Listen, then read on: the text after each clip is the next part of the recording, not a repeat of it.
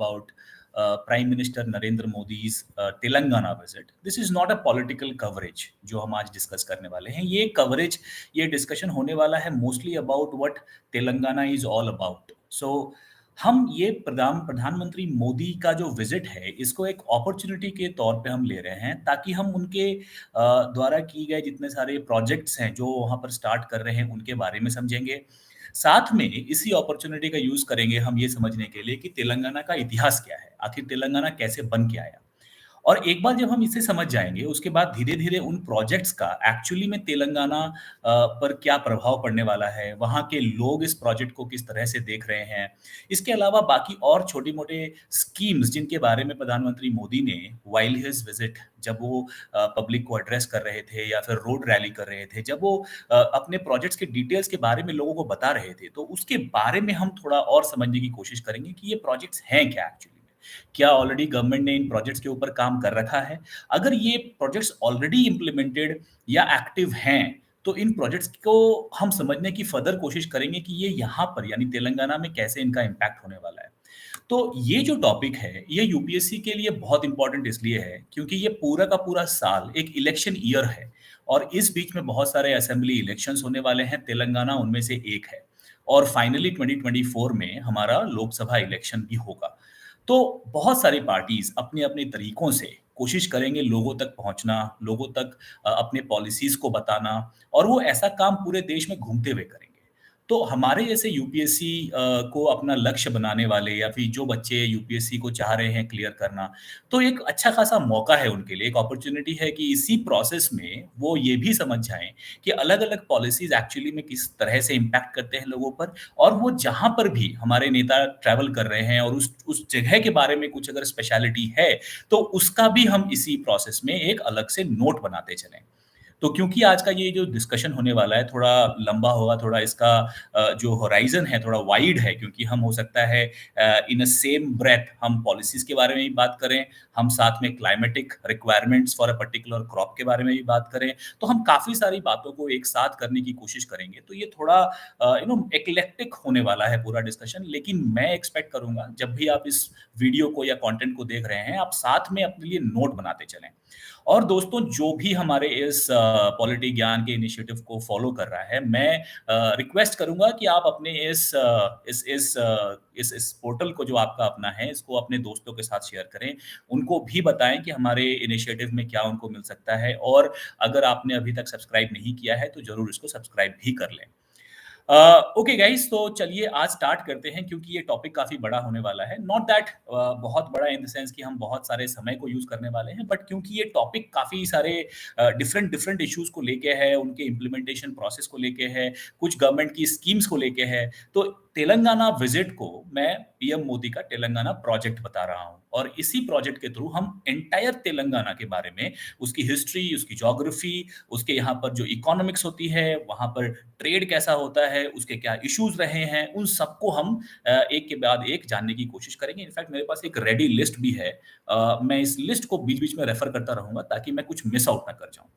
तो guys, prime minister Narendra Modi अभी Telangana visit किए थे और वहाँ पर उन्होंने 13,500 करोड़ का एक सेट ऑफ प्रोजेक्ट इम्प्लीमेंट करने की वहाँ पर बात की है लोगों के थ्रू और बताया है कि आने वाले समय में तेलंगाना के भविष्य को कैसे सरकार देख रही है यानी सेंट्रल गवर्नमेंट देख रही है और देखना चाहती है और लोगों के थ्रू वो ये कनेक्शन भी एस्टैब्लिश करना चाहे हैं. तो देखते हैं तेलंगाना के पहले इतिहास के बारे में. आज के वक्त का तेलंगाना जो एक सेपरेट स्टेट बन चुका है आफ्टर 2014, ये एक सेपरेट स्टेट नहीं था पहले. इनफैक्ट इसकी डिमांड काफ़ी पहले से थी यानी कि early 20th century 1910, 20, 30 around this time से ही एक डिमांड बन चुकी थी कि जो लोग थे तेलंगाना के उन्हें एक सेपरेट स्टेट चाहिए था. उनका प्राइम कंसर्न ये था कि तेलंगाना का जो एरिया है एक लैंडलॉक्ड एरिया है और यहाँ से जो आंध्रा है, आंध्र प्रदेश जो आज का आप देख पा रहे हैं, जो तेलंगाना को इंक्लूड करके बना हुआ है, एक आंध्र राज्य अलग से था. तो आंध्र राज्य एक तरह से सीमावर्ती था around coastal region, coastal area था उसका बहुत बड़ा और उसके डेवलपमेंट के लिए, ट्रेड के लिए बहुत सारी policies already government of British government थी, उन्होंने इंप्लीमेंट की हुई थी और आज़ादी के बाद इंडियन गवर्नमेंट ने भी इंप्लीमेंट की थी, जिसका सीधा असर उस कोस्टल बेल्ट पे, सीमांध्रा पे पड़ा था और वो रिलेटिवली ज़्यादा डेवलप्ड थे. तेलंगाना रीजन के कंपेयर में। हाँ, ये जो रिलेटिव डेवलपमेंट था, यही एक इशू था और यही एक कंसर्न था तेलंगाना के लीडर्स के लिए। तेलंगाना के लीडर्स कहते हैं कि ये जो डेवलपमेंट केवल आंध्र प्रदेश में हो रहा है या आंध्र राज्य में हो रहा है या सीमांध्रा में हो रहा है, इससे जो तेलंगाना के लोग हैं वो काफ़ी हद तक वंचित रह गए हैं और उनका डेवलपमेंट रुक गया है। अब वो चाहते हैं कि अगर तेलंगाना का आधिकारिक तौर पे जो गवर्नेंस राइट्स तेलंगाना के लोगों के पास मिल जाए, तो तेलंगाना के लोग इसका अच्छा यूज़ कर पाएँगे और इसीलिए वो हमेशा से एक सेपरेट स्टेट की डिमांड करते रहे।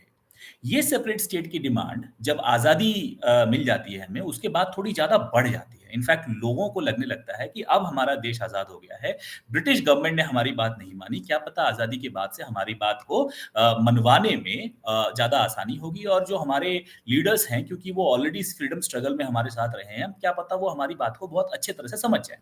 लेकिन ऐसा होता नहीं है इमीडिएटली। इनफैक्ट कई सारे लीडर्स जो तेलंगाना रीजन से बिलॉन्ग करते हैं उनको ऐसा लगा कि जो गवर्नमेंट बन रही है वो भी तेलंगाना राज्य के अलग से फॉर्म होने के फेवर में नहीं है। इसलिए काफ़ी सारे बड़े दिग्गज नेता जिन्होंने आखिरकार अपने जीवन की आहुति भी दे दी, उनमें से एक नाम था पोटी श्रीरामलू। उन्होंने काफ़ी दिनों तक आमरण अनशन किया और फाइनली उनकी जान चली गई इसी प्रोसेस में और फाइनली गवर्नमेंट को लगा कि नहीं हमें इन इन तेलंगाना वासियों के लिए कुछ करना चाहिए। लेकिन लेकिन फाइनल डिसीजन आते-आते काफ़ी समय लग गया। 1953 में ओवरऑल एक डिमांड चल रही थी कि जो तेलुगु स्पीकिंग रीजन्स हैं हमारे कंट्री में, जो कि मैड्रास के साथ जुड़े हुए हैं, मैड्रास स्टेट के साथ जुड़े हुए हैं, उनका इंटरेस्ट थोड़ा अलग है compare to Tamil speaking zone. तो पूरे देश में 1950s के अराउंड में एक डिबेट चल रहा था कि क्या हमारे देश में स्टेट्स लिंग्विस्टिक या भाषागत आधार पे अलग-अलग होने चाहिए? क्या हमारे देश में एक ज़रूरत है कि हर एक स्टेट जो कि अपनी ख़ास अलग भाषा बोलता हो, उसके आधार पर ही उसका गठन हो? सॉरी फॉर सो एक रिक्वायरमेंट बहुत दिनों से चली आ रही थी कि हमारे देश में भाषागत डिफरेंसेस काफ़ी सारे हैं और हर एक एरिया में एक जनरल भाषा बोली जाती है और उस कॉमन भाषा का ही यूज़ वहाँ के गवर्नेंस में होना चाहिए और इसी डिफरेंस ऑफ लैंग्वेज के कारण से, लिंग्विस्टिक वैरायटी के कारण से तेलुगु स्पीकिंग एरिया वालों ने बोला कि हमें तमिल स्पीकिंग ज़ोन से अलग कीजिए और हमारे लिए एक अलग स्टेट बनाइए। तो जब ये रीऑर्गेनाइजेशन कमीशन बनाया गया, स्टेट रीऑर्गेनाइजेशन कमीशन 1953 में, उसमें देखा गया कि पोटी श्रीरामालू ने आखिरकार अपनी जान दे दी, अपनी तेलुगु स्टेट बनाने के लिए। हालाँकि तेलुगु स्टेट बन के आया, लेकिन फाइनली जो तेलुगु में भी तेलंगाना एरिया था, वो अपने आप को ओवरऑल तेलुगु लैंड से भी अलग समझता था। उनके हिसाब से जो तेलुगु भाषा तेलंगाना में बोली जाती है, वो भी काफ़ी हद तक डिफरेंट है फ्रॉम तेलुगु स्पीकिंग पीपल और dialect of those living in the Seemandhra and coastal Andhra regions. तो एक डिफरेंस तो काफ़ी हद तक इन लोगों ने बताया है और वो एस्टैब्लिश्ड हुआ आखिरकार 2014 में। लेकिन 2014 के ये दिन आने के पहले 1956 में जब डिसीजन लिया जा रहा था कि हमें एक अलग से तेलुगु स्पीकिंग स्टेट बनाना है, उसी वक्त ये डिसीजन क्यों नहीं ले लिया गया कि तेलंगाना एक अलग राज्य भी बना जा सकता है। इसका कारण था जो तेलंगाना के लीडर्स थे और आंध्र राज्य के जो लीडर थे, उनके बीच में एक एग्रीमेंट होना। उस एग्रीमेंट का नाम था जेंटलमैन्स एग्रीमेंट। ये जेंटलमैन्स एग्रीमेंट बेसिकली इस कारण से हुआ क्योंकि बहुत सारे लीडर्स जो आंध्र राज्य के थे, उनका ऐसा मानना था कि एक संयुक्त आंध्रा यानी कि एक यूनाइटेड आंध्रा बनना आंध्रा के इंटरेस्ट के लिए ज़्यादा बेटर है कंपेयर टू तेलुगु स्पीकिंग 2 अलग-अलग स्टेट बनना। उन्होंने ये एश्योरेंस दिलवाया तेलंगाना के लीडर्स को कि आने वाले समय में जो प्रतिनिधि मंडल होगा, जो लेजिस्लेटिव रिप्रेजेंटेशंस होंगे लेजिस्लेटिव असेंबली में, वो तेलंगाना रीजन से और आंध्र रीजन से बराबरी पे होंगे। यानी किसी भी तरह का इंडिफरेंस नहीं होगा when it comes to implementation of policy of composite Andhra people और पैन आंध्रा पीपल। तो इसको उन्होंने समझाया, आखिरकार तेलंगाना के लीडर्स ने इनको माना और कहा ठीक है, let us do some compromise. और इसी कॉम्प्रोमाइज का नतीजा था कि बहुत दिनों तक मुल्की रूल यानी एक रूल जहां पर तेलंगाना के निवासियों को वहां के लोकल कॉलेजेस और यूनिवर्सिटीज और जॉब्स में रिजर्वेशन मिलती थी एजुकेशन एंड जॉब पर्पस। तो इस तरह के मुल्की रूल को भी एस्टैब्लिश किया, काफी दिनों तक रहा वो, लेकिन फाइनली उसका एक एंड आता है और उसके बाद से उसको कंटिन्यू नहीं किया जाता है। स्पेसिफिकली आफ्टर द ईयर 2000 के बाद जो ये प्रॉमिस किया गया था जेंटलमैन्स एग्रीमेंट में, ये प्रॉमिस दिखता है नीचे जाता हुआ, यानी कहीं न कहीं ये प्रॉमिस आधा पार्शियल केप्ट रहा और पार्शियली इसको देखा गया कि ये उस स्पिरिट में या लेटर में फॉलो नहीं हो रहा है। और जेंटलमैन्स एग्रीमेंट का जो उद्देश्य था, वो कुछ हद तक फीका लगता होता हुआ नज़र आने लगा। और इसी कारण से 2014 तक आते-आते ऐसा लगने लगा कि स्टेट ऑफ तेलंगाना अगर अलग नहीं होता है आंध्र प्रदेश से, तो स्टेट ऑफ तेलंगाना के लीडर्स, वहाँ के लोग एक बहुत ही एजिटेटेड स्ट्राइक पे जाने वाले थे। गवर्नमेंट ने इस प्रॉब्लम की सिचुएशन को समझा और 2014 में आंध्र प्रदेश रीऑर्गेनाइजेशन एक्ट बनाया गया और फाइनली तेलंगाना को सेपरेट एक स्टेट का दर्जा मिलता है। तो ये तो हुई बात हमारे तेलंगाना स्टेट की। तेलंगाना स्टेट से अगर मैं 2-3 और नाम आपके सामने रखूँ जिन्होंने एक्चुअली में बहुत अच्छा काम किया था for the interest of Telangana land, उनके नाम होंगे कोमाराम, कोमाराम भीम और कोंडा लक्ष्मण बापूजी। ये 2 नाम आपको मैंने और दिए हैं जो बहुत ही इम्पोर्टेंट है अदर देन पोटी श्रीरामालू, कोमाराम भीम और कोंडा लक्ष्मण बापूजी। ये 2 नाम आपके लिए काफ़ी नोटवर्दी होंगे, अगर आप चाहें तो इनके बारे में आप नोट्स बना सकते हैं। अब हम बात करते हैं तेलंगाना और आंध्र प्रदेश के बीच के जो डिफरेंसेस हुए, उसके बाद जो तेलंगाना लैंड बनता है, अब तेलंगाना के इंटरेस्ट को किस तरह से गवर्नमेंट देख रही है, अब जो प्रधानमंत्री दौरा कर रहे हैं तेलंगाना का, जो उनका प्रोजेक्ट तेलंगाना है, अब वो फर्दर क्या-क्या तेलंगाना को दे रहे हैं और देना चाह रहे हैं। आप अगर देखेंगे कि तेलंगाना एक तरह से एक एक तरह का लैंडलॉक्ड स्टेट है, यानी कि उसके चारों तरफ से अलग-अलग स्टेट हैं और तेलंगाना का डायरेक्ट कनेक्ट कोस्टल एरिया से नहीं है। तो गवर्नमेंट जो सेंट्रल गवर्नमेंट है, वो कई हद तक वही बहुत सारे ऐसे प्रोजेक्ट्स और स्कीम लेके आ रही है, जहाँ पर वो ओवरऑल अक्रॉस इंडिया एक रोड नेटवर्क क्रिएट कर रही है। इस रोड नेटवर्क को अगर आप नोटिस करें, तो उनके कई सारे फॉर्म एंड शेप हैं। एक रोड नेटवर्क है जिसको वो भारतमाला कहते हैं। एक रोड नेटवर्क है जिसको वो सागरमाला कहते हैं। ये दोनों रोड नेटवर्क इंडिया को चारों तरफ से कनेक्टिविटी रिलेटेड जो रिक्वायरमेंट्स है उसको पूरा करना चाहते हैं। अब अगर मैं सागरमाला और भारतमाला को अलग-अलग मिनिस्ट्रीज़ में आपको रिप्रेज़ेंट करवाऊँ, तो भारतमाला को जो रिप्रेज़ेंट कर रही है मिनिस्ट्री, वो है ministry of road and transport. Sagarmala को देख रही है मिनिस्ट्री ऑफ पोर्ट। तो मिनिस्ट्री ऑफ पोर्ट का भी काम यही है कि जो कोस्टल एरिया है, वहाँ पर पोर्ट लेड डेवलपमेंट कैसे किया जाए, कैसे कोस्टल एरिया को हिंटरलैंड से कनेक्ट करके easy access to raw material, easy access to cheap labour, easy access to customs duties and offices, ये किस तरह से मुहैया कराया जा सके ताकि more and more business easily hinterland से कोस्टल एरिया में आए और कोस्टल एरिया में एक डेवलपमेंट हो पाए। आपको एक और मैं डेटा देना चाहूँगा। हमारे देश में लगभग 72 ऐसे स्टेट्स हैं, 72 ऐसे डिस्ट्रिक्ट्स हैं, जो कि कोस्टल रीजन्स में हैं और इन 72 डिस्ट्रिक्ट्स में रहने वाली पॉपुलेशन अराउंड 18% की है। तो हमारे पूरे कंट्री का जो टोटल पॉपुलेशन है 140 करोड़, इनका 18% is residing in the 72 districts which are close to the coastal region of our country. तो एक तरह से सागरमाला प्रोजेक्ट इसी कोस्टल एरिया के डेवलपमेंट के लिए बनाया गया था। लेकिन क्या सागरमाला प्रोजेक्ट से तेलंगाना का बेनिफिट होगा? एक्चुअली में नहीं, क्योंकि तेलंगाना कोस्टल स्टेट है ही नहीं। तो तेलंगाना को बेनिफिट होगा भारतमाला प्रोजेक्ट और सागरमाला के ऐसे प्रोजेक्ट से जो रोड कनेक्टिविटी हिंटरलैंड यानी देश के अंदरूनी भागों में आ रही है। तो ये दोनों प्रोजेक्ट्स कहीं न कहीं अलग-अलग रोड नेटवर्क को क्रिएट कर रहे हैं और प्रधानमंत्री मोदी ने ऐसे ही कई सारे रोड कॉरिडोर की बात की वहाँ पर। उन्होंने कहा कि वो एक ऐसे रोड कॉरिडोर की बना रहे हैं या बनाने के लिए रुपए आवंटन कर रहे हैं जिसमें कि महाराष्ट्र, तेलंगाना और आंध्रा ये तीनों बहुत ईज़ी रोड कनेक्टिविटी से इनको फ़ायदा मिले और उसी तरह से ईज़ी बिज़नेस कर पाएँ, easy access to labour, tourism, और भी बहुत सारे फैसिलिटीज़ इस पूरे रीजन को मिल पाए जो अभी तक उनके पास नहीं थी या फिर उस तरह से नहीं हो पा रही थी।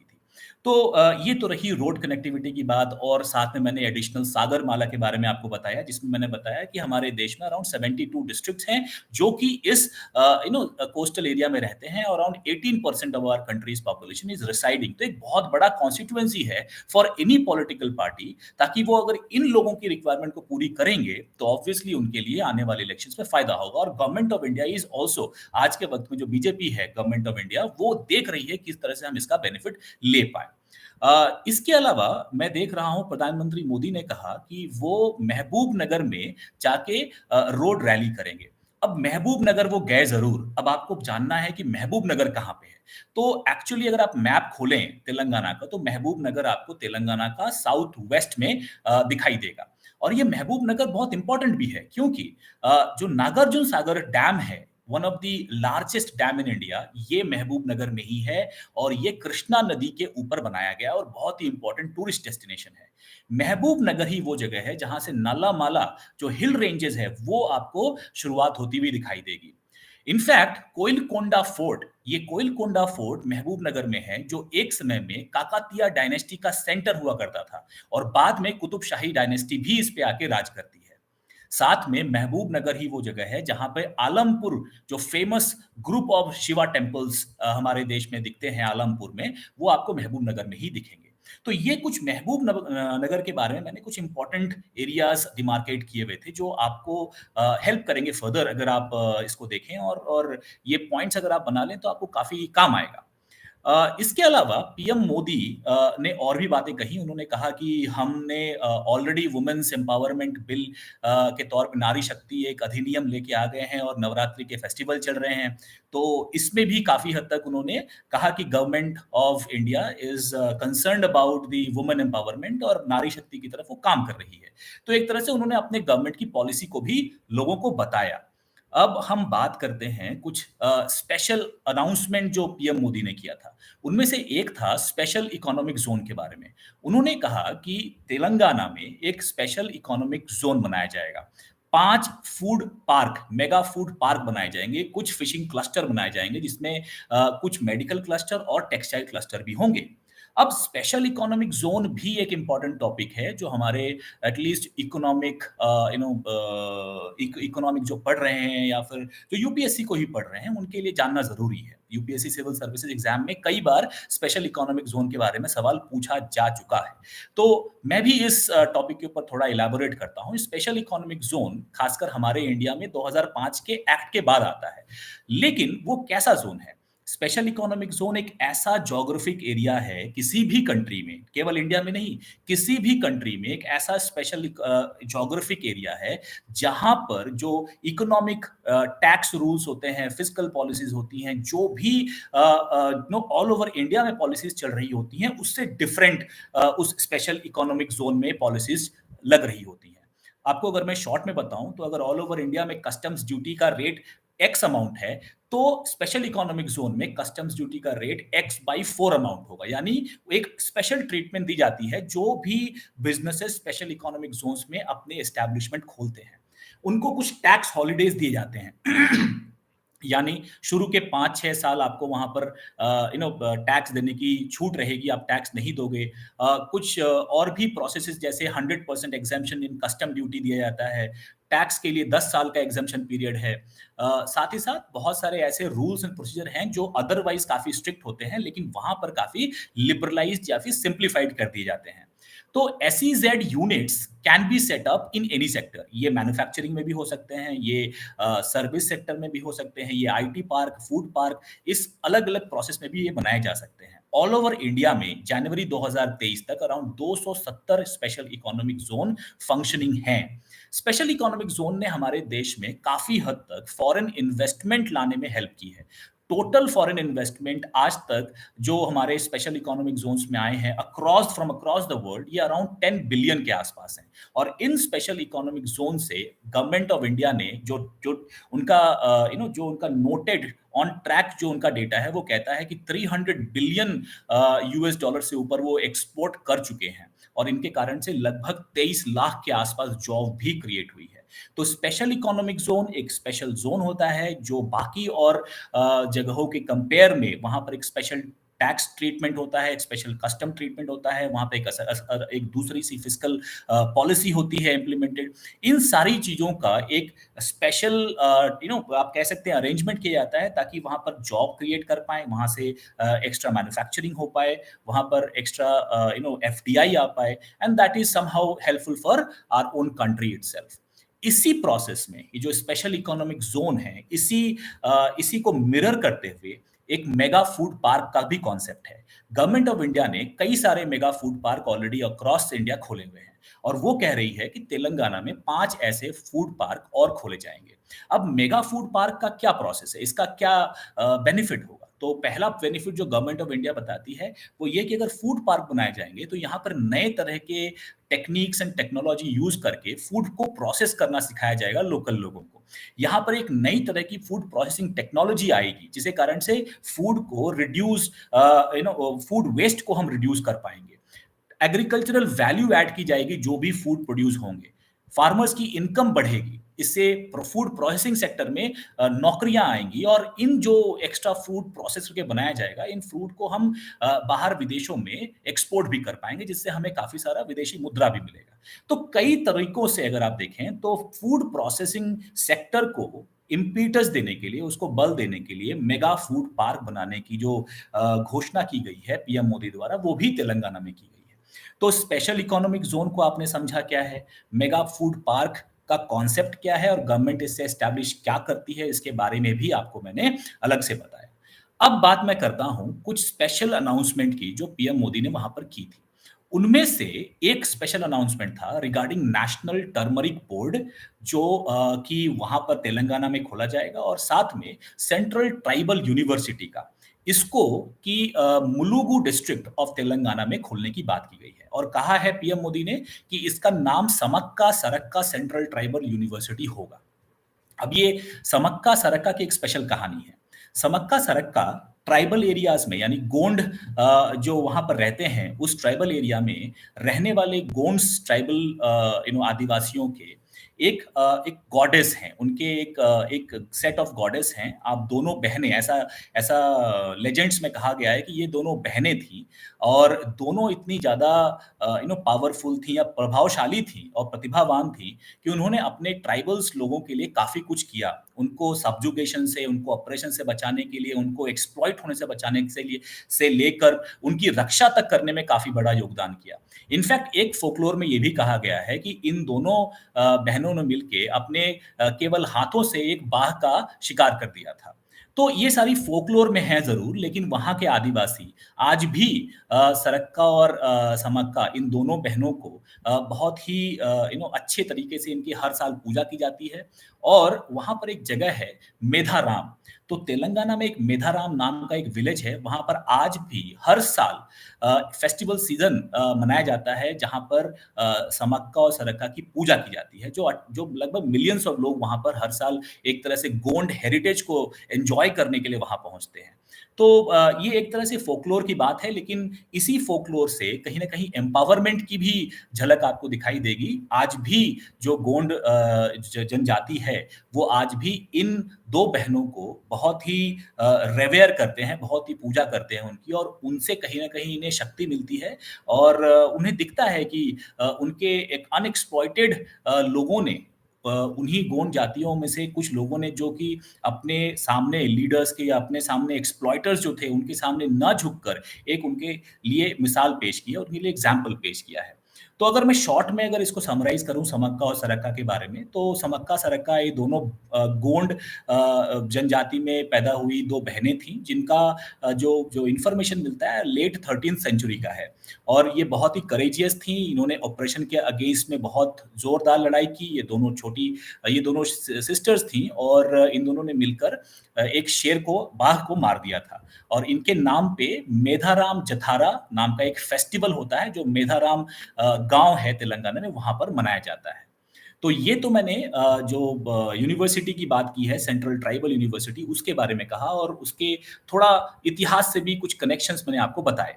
अब मैं बात करता हूँ नेशनल टर्मरिक बोर्ड के बारे में।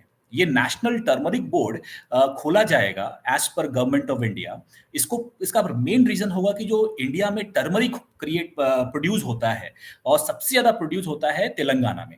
ऑल ओवर इंडिया का अराउंड 30% टर्मरिक प्रोड्यूस तेलंगाना में ही होता है और इसी कारण से गवर्नमेंट ऑफ इंडिया ने डिसाइड किया कि तेलंगाना में ही निजामाबाद जो एरिया है वहां पर नेशनल टर्मरिक बोर्ड खोला जाएगा और इसका ऑब्जेक्टिव होगा कि कैसे टर्मरिक के हाई क्वालिटी सीड्स को ग्रो करवाया जाए, कैसे उसका कल्टीवेशन करके प्रोडक्टिविटी हाई करवाई जाए, इंडिया का जो टर्मरिक क्वालिटी है उसको कैसे और इम्प्रूव किया जाए, और साथ में इससे रिलेटेड जॉब्स और इससे रिलेटेड जो एक्सपोर्टर्स हैं कैसे उनको और भी फायदा हो। तो ये था नेशनल टर्मरिक बोर्ड से रिलेटेड कुछ फैक्ट और उनके ऑब्जेक्टिव। अब क्योंकि टर्मरिक के बारे में हम बात कर रहे हैं तो हमें थोड़ा टर्मरिक के क्लाइमेटिक कंडीशंस, टर्मरिक के जो उसका कल्टीवेशन होता है उसमें किस तरह के क्लाइमेटिक कंडीशंस हमें चाहिए है उसके बारे में भी थोड़ा हम शॉर्ट में देख लेते हैं। तो टर्मरिक एक ट्रॉपिकल क्रॉप है, इसको वार्म एंड ह्यूमिड क्लाइमेट की जरूरत होती है, टेम्परेचर अराउंड 20 से 30 डिग्री चाहिए होता है सेल्सियस में। सॉइल इसकी टर्मरिक बहुत ही वैरायटी ऑफ सॉइल पे भी पैदा हो जाता है, उसमें आप वेल ट्रेन्ड क्ले भी हो सकता है या फिर वेल ट्रेन्ड सैंडी सॉइल को भी ये बहुत अच्छे से इसमें ये पैदा हो जाते हैं, कोई प्रॉब्लम नहीं होती। जस्ट देखना पड़ता है कि पीएच वैल्यू जो है वो 6.5 से 7.5 के बीच में हो, इस रेंज में इसकी पैदावार बहुत अच्छे से होती है। रेनफॉल की बात करें तो टर्मरिक को पानी चाहिए होता है, 1500 से 2000 एमएम का रेनफॉल हर साल अगर हो तो टर्मरिक की पैदावार के लिए वो जमीन उपयुक्त होती है। और दिन में कम से कम 7 से 8 घंटे की सनलाइट टर्मरिक को चाहिए अगर उसकी पैदावार अच्छी क्वालिटी की और बिना बीमारी के और बिना किसी प्रॉब्लम के अगर आप चाहते हैं, तो इतना अच्छा आपको एक एक क्रिएट क्लाइमेटिक कंडीशन चाहिए, और तेलंगाना उसके लिए बहुत ही उपयुक्त क्लाइमेटिक एरिया और जोन वाला देश है, आप कह सकते हैं स्टेट है। तो इस कारण से जो तेलंगाना में गवर्नमेंट ऑफ इंडिया ने डिसाइड किया कि वहां पर नेशनल टर्मरिक बोर्ड बनाया जाए और फर्दर उसके रिसर्च में, कल्टीवेशन में, प्रोडक्शन में, किसी तरह के टेक्निकल सपोर्ट में, प्रमोट करने में टर्मरिक को। और टर्मरिक के बहुत सारे आयुर्वेदिक फायदे भी हैं। तो अगर टर्मरिक बोर्ड हमारे देश में होगा तो कहीं ना कहीं वो टर्मरिक के ऊपर फर्दर रिसर्च भी करेगा और उससे होने वाले जो भी फायदे हैं उनको भी एक्सपोनेंशियली उसको भी अप्रोप्रिएट किया जाएगा, ताकि हमारे देश को इसके बायो प्रोस्पेक्टिंग राइट्स मिले, हमारे देश में और भी रिसर्च होके इससे रिलेटेड आयुर्वेदिक जो मेडिसिन बनते हैं वो बने, तो फर्दर फायदे इससे होने वाले हैं। और इसका ही कहीं ना कहीं गवर्नमेंट ऑफ इंडिया ने इसी को नोटिस किया है, सर्कल आउट किया है, जब उन्होंने डिसाइड किया कि निजामाबाद में नेशनल टर्मरिक बोर्ड बनाने की जरूरत है। अब तेलंगाना के बारे में मैंने आपको कह दिया कि ये एक तरह से 30% टोटल नेशनल टर्मरिक कल्टीवेशन का जो है वो अकेला तेलंगाना प्रोड्यूस करता है, और इससे कारण से तेलंगाना की कुछ ट्रेडिशनल इंफॉर्मेशन भी क्रिएट होती हैं। आपको पता होगा कि किसी भी प्रदेश में कोई भी अगर जाति या अनुसूचित जनजाति या कोई भी ओरिजिनल लोग जो किसी भी देश में रहते हैं, किसी भी स्टेट में रहते हैं, अगर वो एक खास तरह की खेती कर रहे होते हैं तो over a period of time उनके खेती करने के तरीके में काफी ज्यादा परिवर्तन हो जाता है, और वो एक तरह से उनका ट्रेडिशनल नॉलेज में कन्वर्ट हो जाता है। आपको पता होगा बहुत सारे स्टेट्स आज के दिन में बहुत सारे जीआई टैग के लिए लड़ रहे हैं। उनका कारण क्या है? ये जीआई टैग आखिर उनको क्यों मिले? क्यों कोई और स्टेट सेम नाम का क्रॉप क्यों नहीं डेवलप कर लेता और कर पाता? इसका कारण सिर्फ और सिर्फ इतना है कि उस क्रॉप की, एक पर्टिकुलर क्रॉप को ग्रो करने के लिए जो उपयुक्त या ऑप्टिमम चीजें चाहिए होती हैं, उसकी जानकारी उसको दशकों से उगाते हुए या उसके कल्टीवेट करने वाले लोगों के पास ज्यादा होती है, और बहुत अच्छे से वो उसको बिना लिखे पढ़े यूज करते हैं। तो ये जो ट्रेडिशनल नॉलेज है ये भी कई हद तक हेल्प करती है लोगों को, फार्मर्स को एक बेस्ट प्रोड्यूस क्रिएट करने में। और खासकर जिस जगह पे जीआई टैग होता है वहां के लोगों को इसकी जानकारी बहुत अच्छे से होती है, और ये इंफॉर्मेशन पास ऑन भी नहीं करना चाहते वो किसी और स्टेट में। तो कई सारी बातें हैं, आप अगर देखें तो ये ट्रेडिशनल इंफॉर्मेशन भी हेल्प करती है लोगों को। कई बार अपने एरियाज में जो भी उनके स्पेसिफिक फूड बनाए जाते हैं, किसी तरह की कारीगरी होती है, किसी तरह की हस्तकला होती है, तो उसको प्रमोट करने में, और कहीं ना कहीं इससे उनके लोकल लोगों को, हस्तकारों को फायदा भी होता है। और ये जो एक्सपोर्ट हो रहा है, हमारे देश में जो हल्दी क्रिएट होती है या मैन्युफैक्चर होती है या प्रोसेस करके बनाई जाती है तेलंगाना रीजन में, उसके निर्यात को अगर आप देखें तो ये यूएस, यूके, यूनाइटेड अरब अमीरात, बहुत सारे ऐसे कंट्रीज हैं वहां पर वो आज भेजा जा रहा है। तो दोस्तों, एक तरह से आप इस विजिट को, जो पीएम मोदी का विजिट आज मैंने कवर करने की कोशिश की है, इस विजिट को आप पॉलिटिकल नैरेटिव में ना देखें, क्योंकि आपको यूपीएससी एग्जाम देना है। तो यूपीएससी एग्जाम के लिए जरूरी नहीं है कि आप हर एक चीज के पॉलिटिकल एंगल को देखें। आप एक अपॉर्चुनिटी के तौर पे जरूर देख सकते हैं इस पर्टिकुलर विजिट को। और आप नोटिस कीजिए कि इस विजिट में उन्होंने जो जो बातें करी हैं, उनका प्राइम मकसद है लोगों के साथ कनेक्ट करना। अब वो लोगों के साथ कनेक्ट जरूर करेंगे, बट आज के समय में वोटर्स भी काफी ज्यादा पढ़े लिखे हैं। उनको भी पता है कि अगर हमारे जो जो लीडर्स हैं वो हमारे डेवलपमेंट की बात नहीं करते, तो कहीं न कहीं वो भी हाफ वे जाके वापस लौट आते हैं।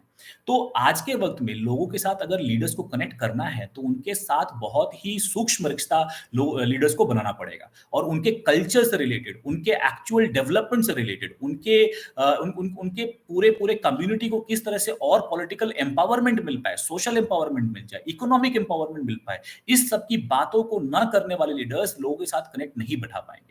तो ये जो मैंने पीएम मोदी का जो विज़िट है, इसको कवर इसलिए किया केवल क्योंकि मुझे दिखा इससे यूपीएससी रिलेटेड काफ़ी सारे फैक्ट्स एंड फिगर्स मिल पाएँगे और क्योंकि ये पूरा साल इलेक्शन के प्रोसेस में बीतने वाला है, तो हम क्यों नहीं इन सब विज़िट्स को भी एक अपॉर्च्युनिटी के तौर पे यूज़ करें, अपनी खुद की जनरल इन्फॉर्मेशन को बढ़ाने के लिए।